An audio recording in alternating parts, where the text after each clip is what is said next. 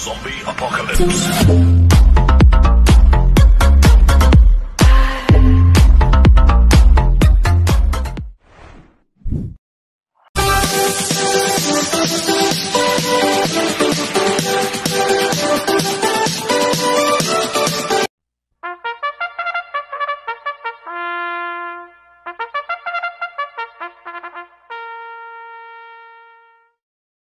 Magandang araw po mga bayang karisa. Ngayon po ay araw ng Miyerkules, March 6, 2024. Karera po ng Metroturf, Malbar, Batangas. Meron po tayong siyam na karera sa araw na ito. Nandito naman po yung lingkod, Drunken Master Wangbu, a.k.a. Elo Atubudoy, para magbigay ng giya at analysis sa inyo mga bayang karisa. Mga bayang karisa, start po ng karera natin ay 4:30 p.m. At bago po ako magsimula magbigay ng giya at analysis, huwag pong kalimutan subscribe, like, and share yung YouTube channel ko po. At syempre, huwag din pong kalimutan i-click yung notification bell ko para updated po kayo sa mga bagong videos ko. Kaya mag-start na po ako sa pagbigay ng giya at analysis. Race 1, winner take all, covers race 1 to 7. May 6 na kabayong tatakbo. Rating basis yung class 5-5 split. Distance 1,200 meters. First choice ko po dito, yung di bandera ng Tokyo Rumba na sasakyan ni Joel Shego. Ito si Tokyo Rumba, last run po nito nung February 23, pang-anim po siya kala Heritage. Cambio inete, binigay na po kay Joel Shego, lasan AB Series po sumakay dito. At ang kupon distansya, 1,200 meters. Kaya malaki panalo sa akin nito, kaya siya po first choice ko. Second choice ko po, number 6, Jumbo, na sasakyan ni JD Calagos. Last run po nito, February 25. Tarsero po siya kala Douglas Peer. Cambio hinete, binigyan na po kay JD Calagos. Last run, BJB Galleta po sumakay dito. Kaya malaking po panalo sa akin ito, kaya siya po second choice ko. Kaya ang first choice ko po, number 3, Tokyo Rumba. Second choice, number 6, Jumbo. Sa race 2 po tayo, Pick 5, cover race 2 to 6. May 6 na kabayong tatakbo, rating basis yung class 5, 6 to 10 split. Distance 1,200 meters. First choice ko po dito, yung di banderang numero 5, Fortress, na sasakyan ni Pabs Caballeo. Last run po nito noong February 21, pang-apat po siya, kalapas sailing. Medyo mabilis lang pong lumutya sa kanya nung nakaraan, si Windstorm, tsaka si Ivan. Ngayon, tingin ko siya po magdadala ng unahan dito. Pabs Caballeo po sumakay at ang kupang distansya 1,200 meters. Kaya malaki panalo sa akin ito, kaya siya po first choice ko. Second choice ko po, numero 4, Alalong Pulse, na sasakyan ni RC Susun. Ito, nag-barrel trial po siya noong February 7. Nag-prevo siyang 16.6 sa distance 1,200 meters. Ang kwartos po niya 26, 24 media, 26 media, 16.6 po ang prevo ni Alalong Pulse ng barrel trial. Kaya malaki rin po panalo sa akin ito, kaya siya po second choice ko. Kaya ang first choice ko po, numero 5, Fortress. Second choice, numero 4, Alalong Pulse. Sa race 3 po tayo, second winner take all, covers race 3 to 9. May 7 kabayong tatakbo, rating basis yung class 5, 6 to 10 split. Distance 1,200 meters. So, soloin ko na po ito, yung numero 2, may Diamond, na sasakyan si Espare Jr. Ito, bumaba po ng rating base system to, si May Diamond. Last run po nito, February 13, pang-apat po siya, kaya May 10. Kaya sa akin, sosoloin ko na po yan, numero 2, May Diamond. Sa race 4 po tayo, Pixis covers race 4 to 9. May 7 kabayong tatakbo. Rating base yung class 5-5 split, distance 1,200 meters. First choice ko po dito, yung di bandera numero 5, Pretty, na sasakyan JD Pabilik. Last run po nito, February 16. Segundo po siya kay Quincy, inabot lang po siya. Cambio inete, binigay na po kay JD Pabilik. Last run, BJB Galleta po sumakay dito. Kaya malaki panalo sa akin ito, kaya siya po first choice ko. Second choice ko po, numero 4, Sinag, na sasakyan Jan Alvin Guse. Last run po nito, February 28. Tarsero ko lang may Deer Magnolia. Medyo mahaba lang po distansya last run yun, 1,400 meters. Ngayon, 1,200 meters. Kaya malaki po panalo sa akin ito, kaya siya po second choice ko. At lalagyan ko po Third Bandeado, numero 1, Rise Up, na sasakyan ni Michael De Jesus. Ito, last run po nito, February 23.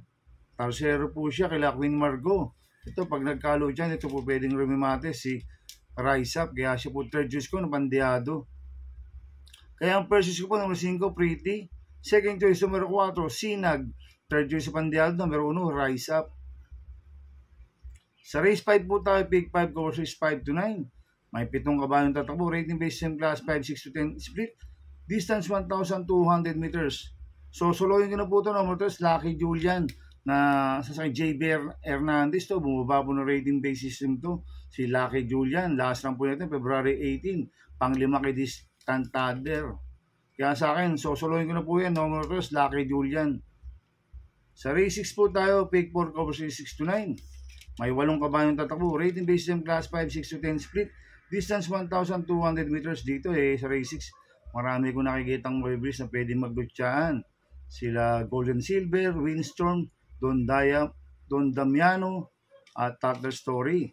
At ito naman sa Tatler Story, pwede naman isunod to Kaya ang purchase ko po dito, number 1, Bukas Grande Island, na sasakyan Charles Reyes. Last run po nito noong January 26. Tarsero po siya kala Stand in Faith. Cambio inete, binigay po kay Charles Reyes. Last time, Mart Alvarez po sumakay dito. Kaya malaki panalo sa akin ito. Kaya siya po first choice ko. Second choice ko po, number 2, Tatler Story, na sa RJC Tabor. Tatler Story, nakakasabay sa harap at pwedeng sinuduto si Tatler Story. Basta bigyan lang po ng importansya ng connection to. May panalo sa akin to, kaya siya po second choice ko. Lalagyan ko po third choice sa Pandiado, yung dramatic number 8, Lapping Tiger, na sa Michael De Jesus. To last lang po ni Lapping Tiger noong February 23. Segundo kay Spoiled Brat. Pag nagkalutyan, pwede pong rumimate to si Lapping Tiger. Kaya siya po third choice ko ng Pandiado. Kaya ang first choice ko po, number 1, Bukas Grande Island. Second choice, number 2, Tatler Story. Third choice sa Pandiado, number 8, Lapping Tiger. Sa race 7 po tayo. May 10 kabayang tatakbo, rating based in class 5, 11, 15, split distance 1,400 meters. First choice ko po dito, number 6, Yaba Dabadur, na sasakay John Alvin Guse. Last lang po nito, February 24. Pang-5 po siya, kaya top of the line. Bigyan lang po na importansya ng connection to. Malaki panalo sa akin ito, si Yaba Dabadur. Kaya siya po first choice ko. Second choice ko po, number 6, Malabon King, na sasakay JR Do Campo. Last lang po nito, February 28. Pang-4 po siya, kaya Grand Monarch, si Malabon King.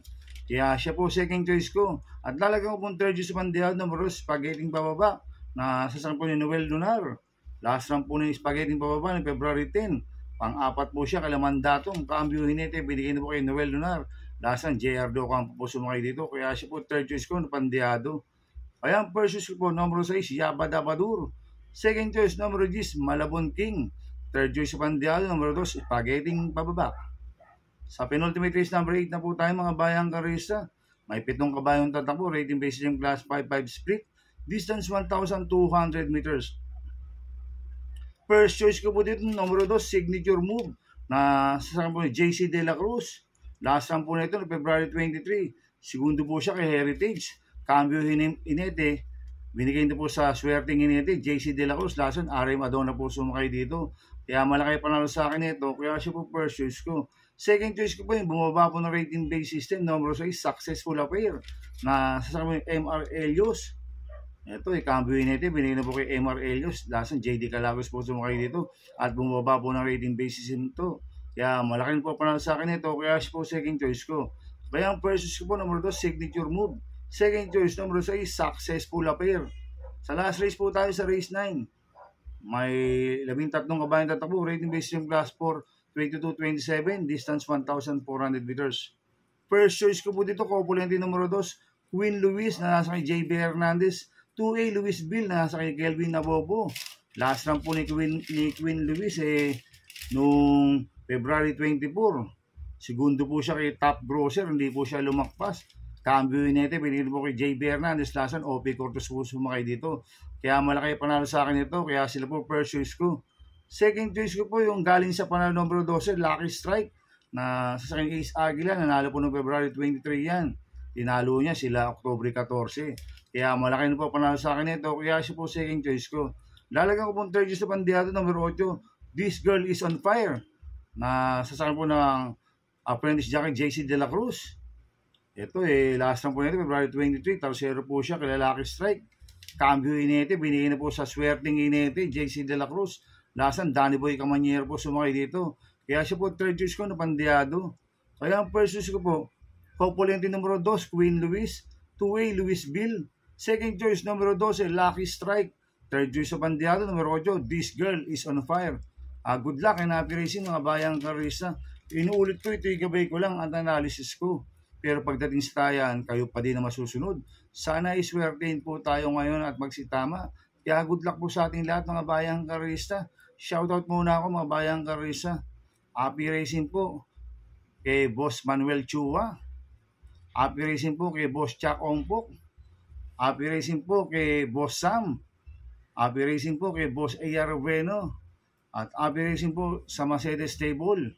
Kaya mga bayang karista, please subscribe my YouTube channel at Tubudoy 2.0. Sana lagi niyo pong panoorin yung ads ko. Huwag niyo pong skip. Kaya maraming salamat po sa inyo and God bless.